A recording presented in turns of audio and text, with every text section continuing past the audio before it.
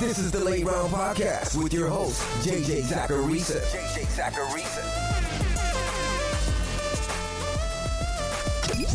What's up, everyone? It's JJ Zacharisa, and this is episode 676 of the Late Round Fantasy Football Podcast, sponsored by FanDuel. Thanks for tuning in. I've avoided COVID throughout the pandemic, but I ended up testing positive on Wednesday. So if I sound like I'm sick, it's because I'm sick. But the show must go on. Before we get into the mailbag questions this week, though, I want to let you know that the Week 2 NFL Sunday Million is officially live on FanDuel. Showcase your NFL knowledge and construct your best 9-player roster while staying under the salary cap, then follow along using FanDuel's live scoring feature to compete for your share of $2.5 million in cash prizes, including a cool $1 million first place prize, all for just $5. Sunday's fast approaching, so head to FanDuel and submit your lineups today. Eligibility restrictions apply. Go to FanDuel.com or download the FanDuel app for more details. The first question is from Twitter this week. It says, how worried are you about CeeDee Lamb until Dak returns? I think like anyone else, I'm pretty worried. I know that in Cooper Rush's lone start against the Vikings last year, he ended up throwing for 325 yards. The Cowboys' offense really didn't change that dramatically, and CeeDee Lamb had 112 yards on 6 catches. But that was also a one-off game. There's a clear downgrade here. And I think that we have to be honest in that anyone who drafted Lamb this year was drafting him while making the assumption that he'd take a step forward. He was a really good prospect, but his prorated target shares over the last 2 years have been 20% and 18%. That's really not special. But he was also playing on teams with pretty good weapons around him, so it was at least somewhat forgivable. It's just that, as I always say, talent leads to opportunity. If he was talented enough, you'd hope that he'd see a higher target share than that. In week 1, fortunately, that target share was 27%, so that's good. But I think that Lamb suffers a pretty big downgrade here overall. Instead of him being in that second round range from a redraft perspective with the potential to be a top 3 or top 5 fantasy wideout, he shifts back into that round 3 or round 4 range. Those types of wide receivers that we were drafting there. And there's a huge cluster there. So he's not separating himself nearly as much. So I'm worried because he gets a downgrade at quarterback and we still don't quite know if he's elite or not. It would honestly be a little bit different if we knew that for sure. Like if it was Devontae Adams or something. The next question is from Patreon. It's from Brad. It says, hey JJ, how do you feel about Travis Etienne rest of season? I know you've always liked James Robinson, but I feel like Etienne will be a major pass catcher, especially if they're down. Now, to be fair and to be totally transparent, I love Robinson the player, yes, but I wasn't out here pounding the table for him this season. I was worried about that Achilles injury. But he looked great in week 1. So I think it's only natural to now worry about Travis Etienne. The thing is, though, Etienne was always drafted for his pass catching and playing that kind of role. He could have very easily scored a touchdown or 2 in that game last week. And if some of those things went his way, the narrative around Etienne is probably a little bit flipped. And we have to keep in mind, this was Travis Etienne's first ever NFL game. There's going to be some growing pains. And if you want to keep looking at this from a half glass full perspective, he saw twice as many targets as Robinson. He ran 7 more routes than Robinson. He was one of 2 running backs to see 3 red zone targets this past week. And he gained a ton of yards in his 4 carries. He does have pass protection issues that he has to work on. But he at least can still be a PPR weapon. But look, as someone who liked Etienne entering the season, seeing a good running back like Robinson look like he wasn't even injured last year is not good for Etienne overall. Like, we shouldn't be blind to that fact. We get new information, we adjust based on that information. And if Etienne continues to see this exact same workload moving forward, that's going to be a problem. I do think that things are going to get a little bit better. But we have to be cognizant that if he sees this exact workload week over week, that's not good. So to me, in PPR formats, treat Etienne more like a mid to low end RB2 for now. That's where I've got him in my rest of season rankings, which are available on the Late Round Fantasy Football Patreon. You can find that by going to lateround.com. This next question is about Taysom Hill.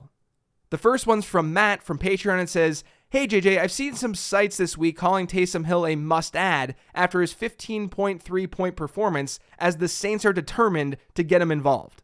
From where I'm sitting, he had 1 target and 4 carries and relied on wild efficiency. What's your take? Worth a pickup at the bottom of the bench?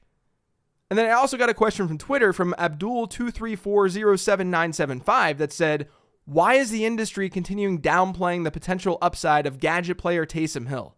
I could see his end-of-year range of outcome being 10 touchdowns and 800 all-purpose yards with 30 receptions. Huge fan of your work, JJ. Thanks. So clearly the overall perception of Taysom Hill is just all over the place. It just depends where you're getting your information. But I have a process with what I do, and that process includes relying heavily on snap data, on routes run data, and on just general usage data, because that generally leads to fantasy points. So let's take a look at Taysom Hill. In week 1, he played 16 snaps. That ranks 67th among all tight ends across the league. He touched the ball 5 times, but he only ran 4 routes. If we were to assume that this will be his usage this season, then not only is he going to be incredibly inconsistent week to week, but he then becomes entirely, and I mean entirely, touchdown dependent. Like the tight end position is touchdown dependent to some degree to begin with. But at least in half or full PPR formats, you're getting some points from receptions. Running 4 routes isn't going to get you a ton of that with Taysom Hill. Now, I totally understand that he's an efficiency machine, and he's unlike other tight ends. And because the position is such a dumpster fire, he doesn't have to do that much to be relevant. But from a process standpoint, it's hard for me to sit here and tell you that a guy who played 16 snaps is worthy to be on your fantasy roster. I can't tell you to play Taysom Hill after he played 16 snaps. And maybe that changes moving forward. I'll adjust if need be. But if this is his usage, I can't imagine him being anything more than a streamer. The next question is from Twitter. It's from @wicked_mana. It says, is Herbert going to take the starting job from David Montgomery, ... in your opinion? So back in the middle of August, I sent an email blast to late round fantasy football newsletter subscribers where I talked about 3 running back backups that I was targeting in drafts. One of those players that I talked about was Khalil Herbert. The other 2 were Kenneth Gainwell and Darrell Henderson, for the record.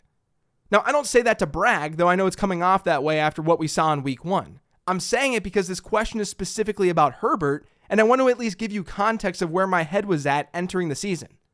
The expected outcome entering the season for the Bears' backfield was that Montgomery would be the lead back.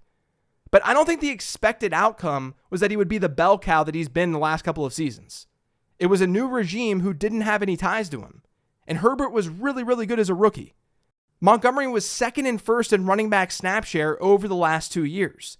People were assuming that he was going to be able to maintain that. But the only way to go was down. That was a huge reason I faded him this year. And maybe that ends up being the wrong call. But that combined with Herbert being a really good rookie, it made it a pretty easy call to fade Montgomery. At least in my eyes, according to my process. I think at this point, we're more likely to see a split backfield of some sort as opposed to Herbert overtaking Montgomery.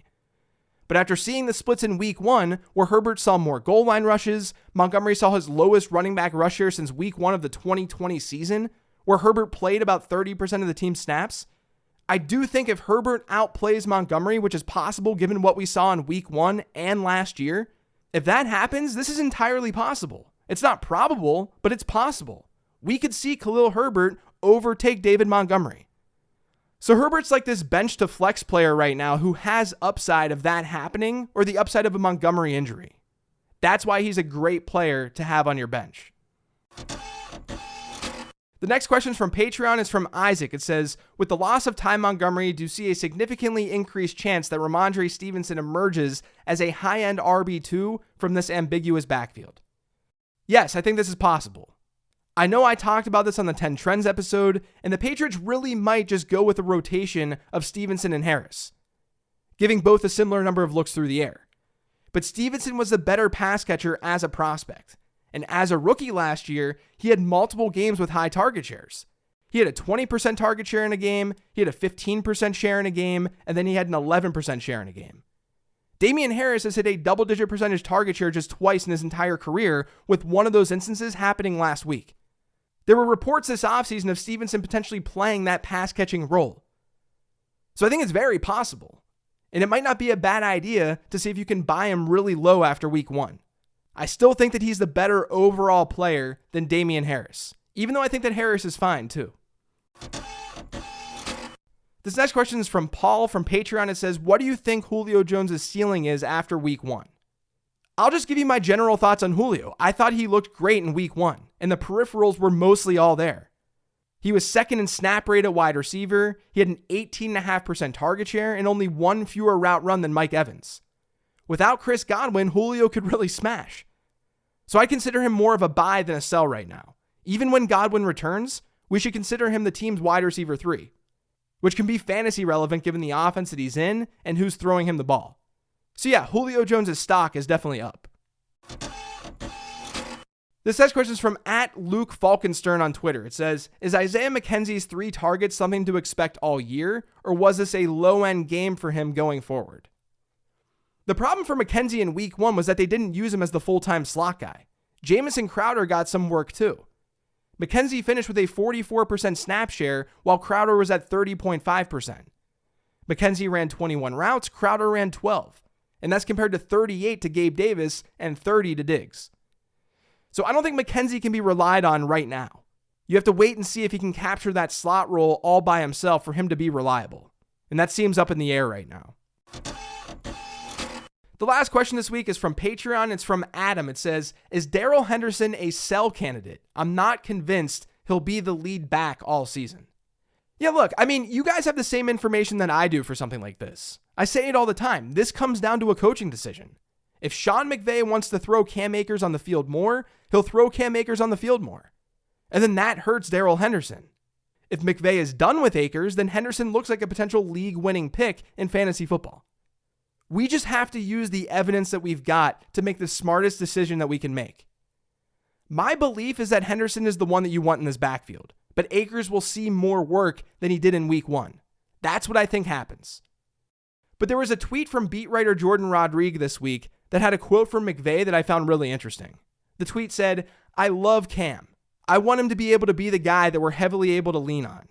Both he and Darrell, and that's what it's got to be able to be. Jordan added the commentary that McVay said he knows Akers will respond the right way and that he believes in him. And then the McVay quote goes on to say, quote, I love the way that he's responded. I like the way that he went through the first walkthrough of the week. I like his focus and concentration in the meetings and expect that to translate to practice. True confidence that he and Darrell are going to do a very good job for us. The fact that he's throwing Darrell Henderson's name in there when asked about Cam Akers, I think is at least a little bit telling. Like, yes, they're both running backs on his team. But if Akers was going to be the guy for him, would he really be bringing up Henderson's name so often? I've said throughout the offseason that I think this backfield would be more split than the way the consensus thought. People would reference McVay's history with bell cow backs, but the team also watched Todd Gurley's career get completely derailed. They probably don't want to drive these dudes into the ground. But honestly, my initial reaction, I'll just be totally honest with you, like right after the game ended, I thought that Henderson was probably a sell candidate. And if you can get a ton for him right now, sure. But I don't think anyone's really paying up for Henderson right now because there's an assumption that Akers will end up seeing more work, which I do agree with. I'm just not sure that work is going to be bell cow work. Because number one, look at how they handled things in week 1. They gave Darrell Henderson a lot of work. And then number 2, they may just not want a bell cow back in that backfield. If we're going to bet on one of these backs being a true bell cow for fantasy purposes, I think evidence suggests that it's going to be Darrell Henderson. So if I have Henderson, I think right now he's just more of a hold in general. I don't know if I would aggressively be buying unless I can get him for pretty cheap, and I probably wouldn't sell him right now. If I have Akers, the move is to cross your fingers. That's going to do it for today's show, though. Thanks to all of you for listening. If you've yet subscribed to the Late Round Fantasy Football Podcast, make sure you are by searching for it pretty much anywhere podcasts can be found. And don't forget to follow me on Twitter @LateRoundQB. Remember to check out the Late Round Fantasy Football Patreon, as I say every episode. Otherwise, thanks for listening this week, everyone. I really, really appreciate it. I'll talk to you next week.